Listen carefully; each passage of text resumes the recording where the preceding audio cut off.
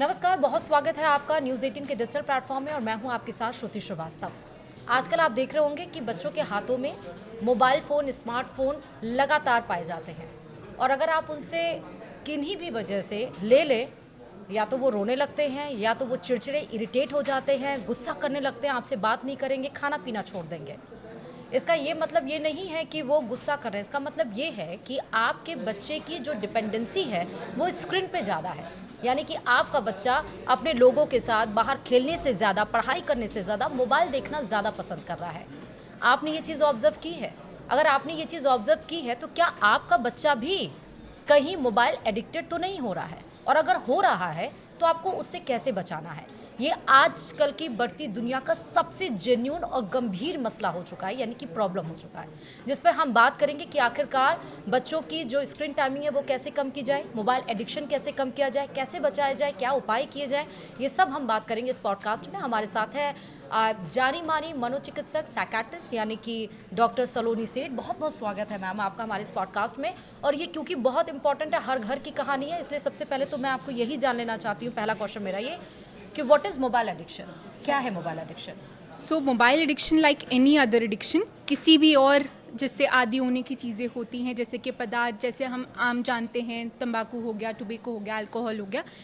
Addiction, mobile addiction के भी addiction या आदी होने के साइंस एग्जैक्टली वैसे ही होते हैं। यानी कि धीरे धीरे उसके ऊपर इंसान का डिपेंडेंसी बढ़ना।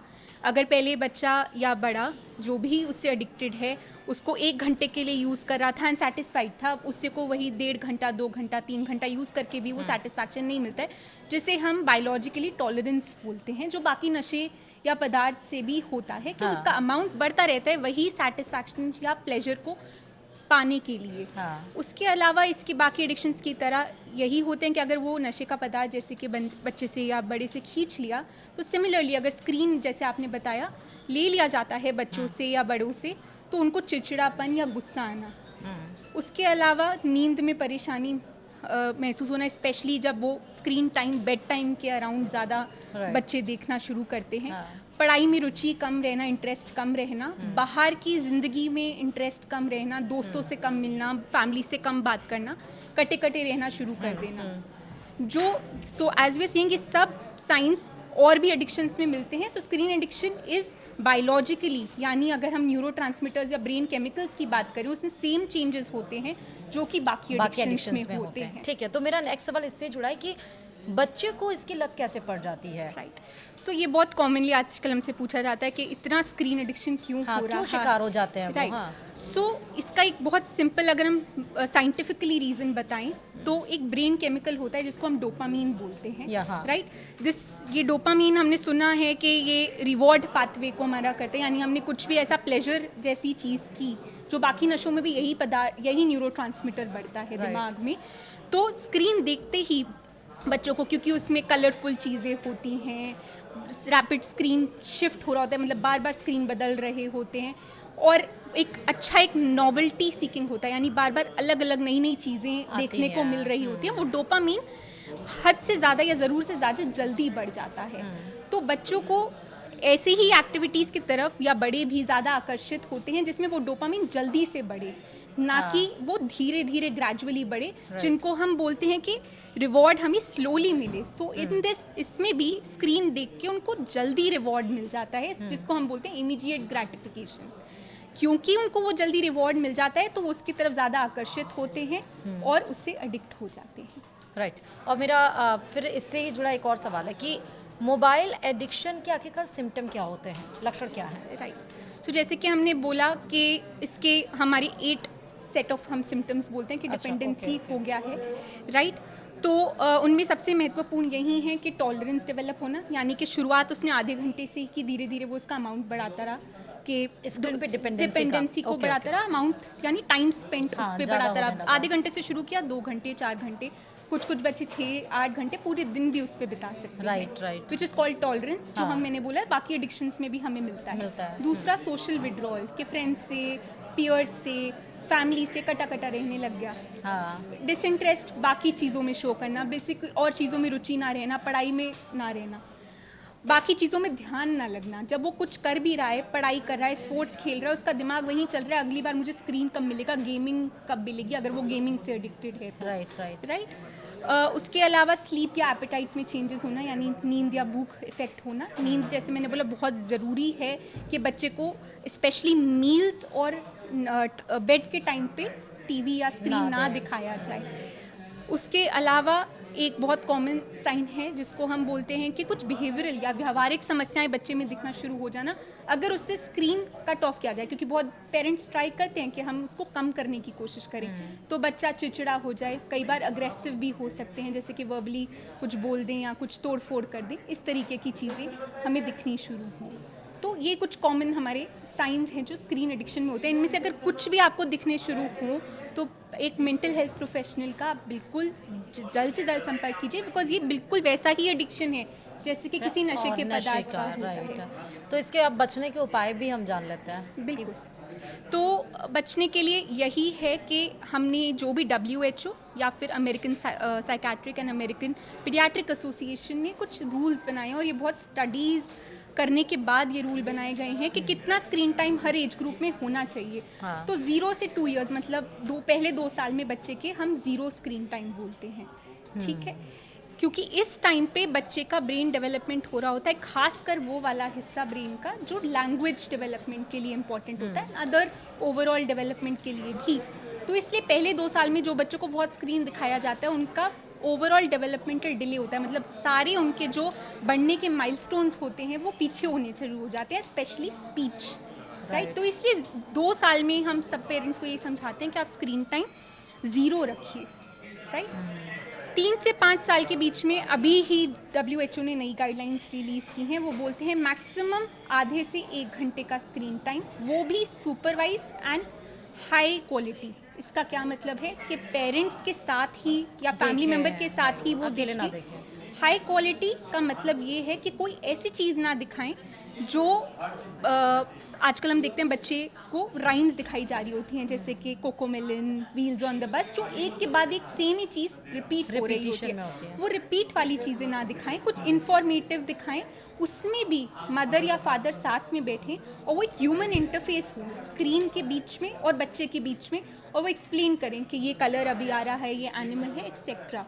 डायरेक्ट वो स्क्रीन अकेला ना देखें। फिर हम बात करते हैं 6 से 12 साल के बच्चों की, ठीक है, ऑलमोस्ट हम बोल दें एडोलेसेंट, अभी वो किशोरी अवस्था आने वाली है, तो उसमें हम बोलते हैं मैक्सिमम 1.5 से 2 घंटे का।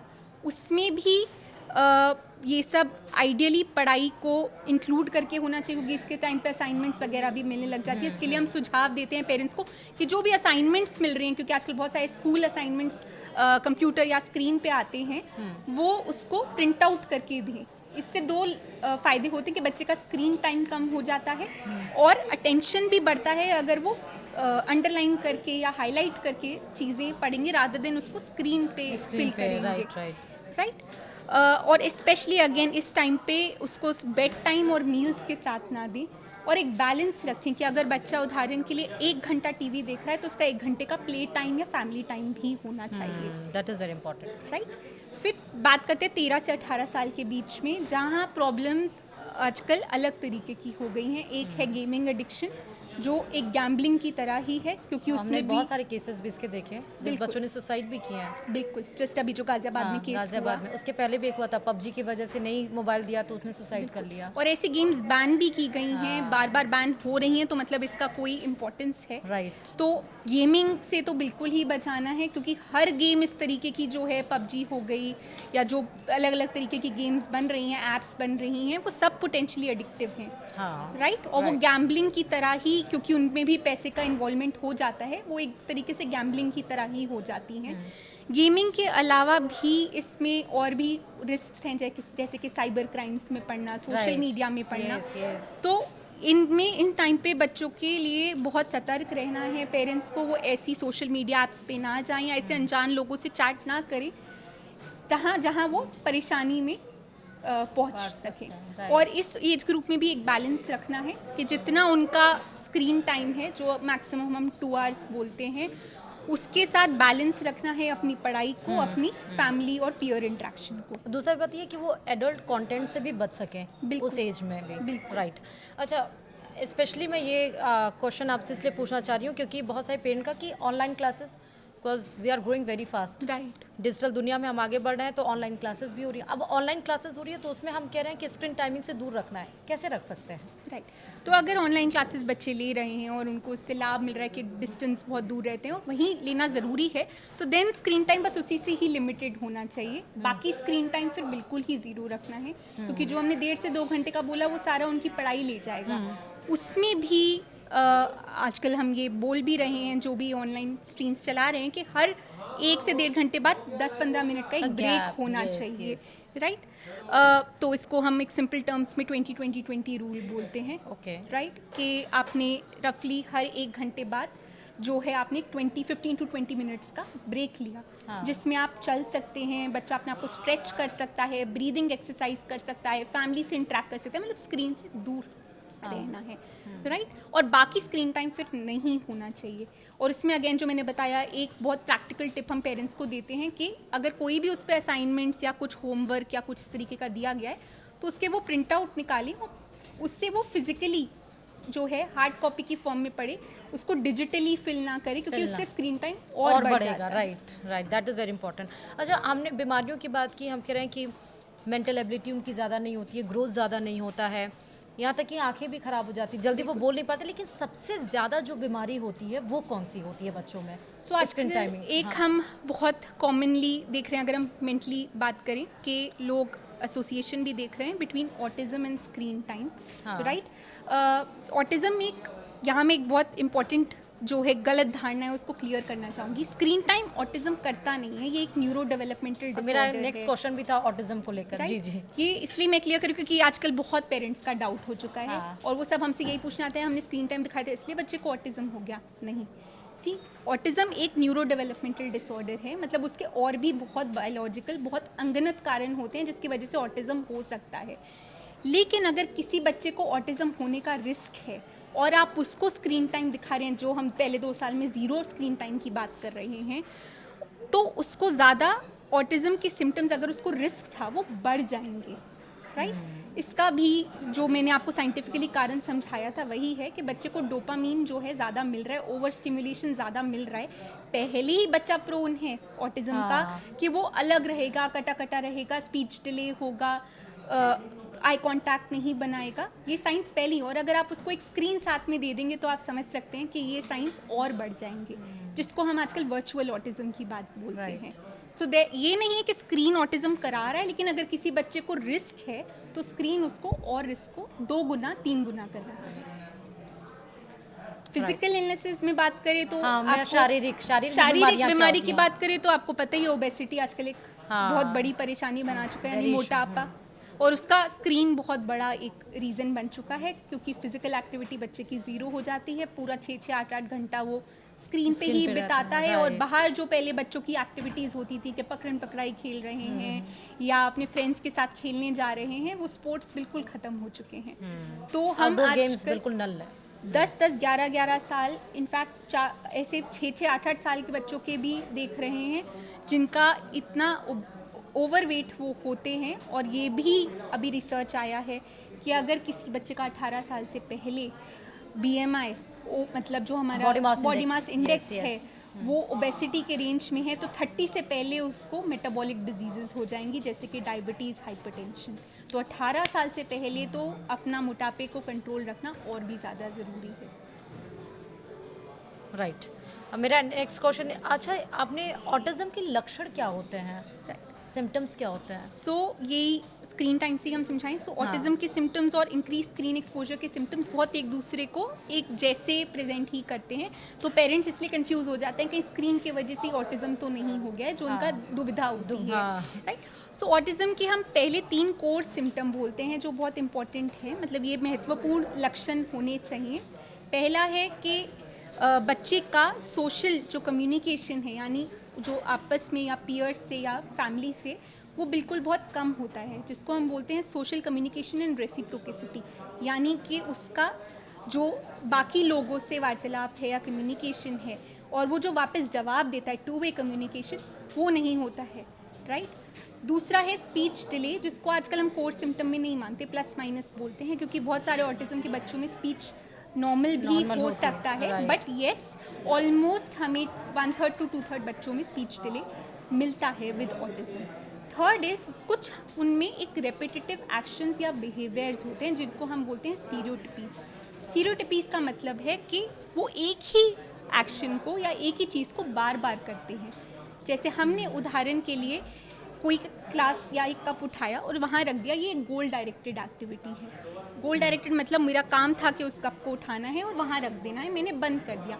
लेकिन एक ऑटिज्म का बच्चा उसी किसी एक्टिविटी को बार बार करेगा जिसका कोई गोल नहीं होगा, जैसे कि commonly hand flapping movements, jumping, clapping, बार बार गोल गोल घूमना, ये कुछ तरीके की Symptoms हैं उसके। रिपीटेड एक्टिविटीज़ होती हैं जो हमें बच्चे में करते हुए मिलेंगी। इनमें से कुछ भी आपको मिलता है along with poor eye contact, यानी बच्चा आँख से आँख मिला के बात नहीं करता। अपनी उम्र वाले बच्चों को अलग रहता है, आप पास में उसको लेके गए, वो उनके पास जाएगा ही नहीं, वो अपनी एक अलग दुनिया में खेलेगा। या सारे टॉयज़ को एक ही तरीके से खेलना, लाइन में लगाना, या हर टॉय को या हर चीज़ को एक ही तरीके से यूज़ करना, या एक ही टॉय की तरफ आकर्षित होना कि कार से खेल रहा है तो उसे वही पसंद वही आएंगे, पसंद है। आप हज़ारों टॉयज़ उसे ला के दे दो, वो नहीं कोई मतलब खेलेगा। नहीं है, राइट। तो ये सारे सिम्टम्स हैं। अच्छा, अब ये हम ये तो बोल रहे हैं कि ये होते हैं, लेकिन मोबाइल देखना बंद कैसे करें? बिल्कुल। सो पेरेंट्स को और बच्चा खासकर रात में, क्योंकि कहा जाता भी है, वैसे तो कहा जाता है कि 4 घंटे पहले आपको खाना खा लेना चाहिए, 2 घंटे पहले आपको मोबाइल छोड़ देना चाहिए और 1 घंटे पहले आपको पानी पी लेना चाहिए before go to bed. Right तो रात में फ़ोन देखना कैसे बंद करें? राइट, तो पहले से ही ये ग्राउंड रूल्स होने चाहिए, बच्चा कोई ऊपर से सीख के नहीं आया है, स्क्रीन भी हम ही देते हैं, तो अब छुड़वाना भी हमारा हमारी ही काम है, responsibility, हमारी right, right. Responsibility as parents, right. So पहले से ही ग्राउंड रूल्स होने चाहिए कि पेरेंट्स का पहले से ही होना चाहिए घर पे कि मील्स और एक बेड टाइम पे, जो आजकल हम गाइडलाइंस बोलते हैं वो हम बोलते हैं 1 घंटा बिफोर, जो वो जब बच्चा अपना जो भी है बेड पे जा रहा है, उससे 1 घंटे पहले से स्क्रीन बिल्कुल बंद होना चाहिए। हाँ। नहीं तो वो नींद में परेशानी कॉज करता है। तो ये पहले से ही रूल्स घर पे बने होने चाहिए कि बच्चे का सोने का एक टाइम है, डेजिग्नेटेड बेड टाइम जिसको हम बोलते हैं, वो 10-11 कुछ भी हो सकता है। आइडियली हम 9:30 से 10:30 के बीच में बोलते हैं, जो हम देखा गया है मैक्सिमम एफिकेसी के लिए। तो उदाहरण के लिए अगर वो 9:30 या 10:30 तक बेड पे जाता है तो उसे 1 घंटे पहले से स्क्रीन बिल्कुल कट ऑफ हो जाना चाहिए, राइट। तो ये रूल्स बहुत ही क्लियर होने चाहिए अच्छा, पेरेंट्स बहुत बार ऐसा भी इशू आया है कि क्योंकि अब उनकी हैबिट हो चुकी है, वो एडिक्टेड हो चुके हैं, अब उनसे मोबाइल ले भी लिया बाय हुक और बाय क्रुक, तो वो या तो उनको नींद नहीं आती है या तो इरिटेट रहते हैं, रोने लगेंगे। तो उस केस में पेरेंट कैसे हैंडल करें? तो इसमें हम यही समझाते हैं, क्योंकि वो एडिक्ट हो चुका हाँ, है, हाँ। तो एकदम से विड्रॉ मत कीजिए, धीरे धीरे धीरे धीरे उसको विड्रॉ कीजिए। उदाहरण के लिए वो पहले 6 घंटे देख रहा था, तो अब 6 घंटे के बाद आप एक दिन बोलेंगे नहीं अब तो मैं बिल्कुल स्क्रीन ले लूँगा, वो पॉसिबल नहीं हो पाता है। Right, can't be 6 से possible. आप उसे 4 घंटे कीजिए, फिर 2 घंटे कीजिए, फिर धीरे धीरे और कम कीजिए। किसी और चीज़ में उसको इंडल्ज कर इन्वॉल्व करवा लें। फॉर एग्जाम्पल आपको अगर बच्चा बेड पे यही देखता था, स्क्रीन ही देखता था, आप बनाइए कि 1 घंटे पहले हम कोई बुक रीड करेंगे, या 1 घंटे पहले हम कोई म्यूजिक सुनेंगे, या हमारी दादी नानी लोग कहानियाँ सुनाती थी, हाँ। उस तरीके की एक्टिविटी। लेकिन मैं आपको डॉक्टर, मैं अपना एक केस बताऊं, मेरे रिलेटिव में ही अभी मैं गई हुई थी, मैंने जब उसको स्टोरी टेलिंग करनी शुरू की तो ही वाज सेइंग कि मैं बोर हो रहा हूँ। हालांकि वो स्क्रीन टाइमिंग नहीं है उसकी, उसको मोबाइल और आईफोन या आईपैड दिया भी नहीं जाता, लेकिन ही वाज सेइंग कि आई गेट बोर्ड। तो इन दैट केस क्या करें? तो कुछ इंटरेस्टिंग वे में आप स्टोरीज सुना सकते हैं, जैसे कि स्क्रीन नहीं दिखाना है तो आप ऑडियो सुना सकते हैं, जैसे आप उसको कुछ सुना रहे, बैकग्राउंड में आपने कोई सिमिलर नॉइजेस चला दी, या कोई इंटरेस्टिंग बैकग्राउंड म्यूजिक चला दिया। बच्चे आजकल इन सब चीज़ों से ज़्यादा आकर्षित होते हैं, तो वो ओल्ड वही एक हम समझ सकते हैं दादी नानी की स्टोरीज को एक न्यू वे में पैकेज करके उनको सुनाना। हाँ, वो हो सकता है, वो एक तरीका अच्छा है, तो आप वो टेक्निक अडॉप्ट कर सकते हैं। Last but not the least, हम मोबाइल फ़ोन के मालिक हैं या उसके गुलाम? अभी तो जो लग रहा है वो एक तरह से गुलाम ही लग रहा है, राइट। Okay. लेकिन बनना मालिक ही चाहिए, और ये दोनों का जो डिफरेंस है वो हमारे और मतलब एज पेरेंट्स हमारे हाथ में ही है। ठीक है। अगर हम खुली छूट, ये जो मैंने अभी रूल्स के बारे में बताया या जो आपको गाइडलाइंस बताई, इनसे क्रॉस करेंगे तो ज़रूर हम गुलाम ही बन जाएंगे। एज अडल्ट्स ऑल्सो इनफैक्ट हम गुलाम ही बन जाएंगे। एडल्ट्स के लिए भी हम यही बोलते हैं कि एक लिमिटेड स्क्रीन टाइम होना चाहिए। अपना स्क्रीन टाइम आप मॉनिटर कीजिए, ऐप्स पे ही लिखा आता है कि कितना आप स्क्रीन टाइम कितनी देख कितनी सकते आपके हैं। लिए यूज़ कर रहे हैं, उसको कम कीजिए। बच्चों के लिए तो जो हमने गाइडलाइंस बोली हैं वो करना ही है, तो ज़रूर हम वापस उस फ़ोन के मालिक बन पाएंगे। अदरवाइज़ अभी तो ऐसा ही लग रहा है कि गुलाम ही है। Right, thank you doctor. मतलब कंक्लूजन ये है कि मोबाइल आपने खरीदा है, मोबाइल ने आपको नहीं खरीदा है, मतलब ये है। तो ये जो पॉडकास्ट था, आई होप कि आप सबको पसंद आए और ये पॉडकास्ट आपके बच्चों के लिए हेल्पफुल रहे, क्योंकि हर एक नेक्स्ट घर में आप देखेंगे या तो बच्चा मोबाइल की वजह से या तो डिप्रेशन में जा रहा है, उसकी स्टडीज़ इफेक्ट कर रही हैं, या तो उसे चश्मे लग रहे हैं, या तो उसको हेल्थ इश्यूज़ हो रहे हैं, मतलब कुछ ना कुछ इश्यूज़ हो रहे हैं। और ना सिर्फ बच्चों में बल्कि स्क्रीनिंग टाइमिंग होने की वजह से बड़ों में भी बहुत सारे सिम्टम्स ऐसे नज़र आए, बहुत सारे केसेस भी हम ऐसा देखते हैं। तो to avoid too much mobile, बहुत सारी डिपेंडेंसी आप अपने बच्चों की स्क्रीन पे ना देकर अपने साथ, अपने लोगों के साथ उसे ज़्यादा अगर इन्वॉल्व करेंगे तो वो आपके बच्चे के हेल्थ के लिए, मेंटल ग्रोथ के लिए, उसके आगे फ्यूचर के लिए अच्छा होगा और आपके घर के लिए भी। तो थैंक यू सो मच। हमारे साथ साइकेट्रिस्ट डॉक्टर सलोनी सेठ जुड़ी हुई थी, जिन्होंने बेहतरीन अच्छे तरीके से, बहुत नॉर्मल लेमन लैंग्वेज में समझाया। इससे अच्छे तरीके से आई डोंट थिंक सो कि कोई अच्छा बता पाएगा। तो आप ये पॉडकास्ट देखिए, समझिए और उसको इम्प्लीमेंट भी करिए, सिर्फ देख के ऐसे ही स्विच मत कर जाइए। थैंक यू सो मच हमारे साथ जुड़ने के लिए और आप सभी का बहुत बहुत शुक्रिया। नमस्कार।